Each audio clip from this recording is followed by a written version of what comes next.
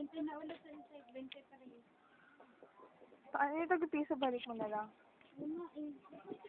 Ewan ko. Oh, yung kapatid mo din nag-i-invest. Bago lang yun eh. Nag-i-invest yung Yung mga pamasakin na sobra sa akin, hulog ko dyan.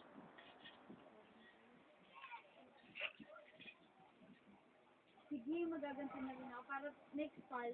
Pupunta naman ako sa inyo. Ako kukuha. Ikaw naman kuha sa akin. Magkano ba yung 30 lang yan. 30? Oo. Oh, nila ko kasi yan dito eh. Kasi yun, may kilala ko. Dati kasi may kilala ko sa amin bago. Oo. Ginasa ko yung ganyan sila. Oh.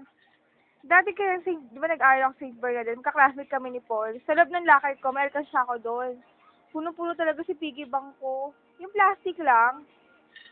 Totoo ako pag walang baon eh. Pagka in case na may bibilin ako, syempre practice ng volleyball, super haggard ka.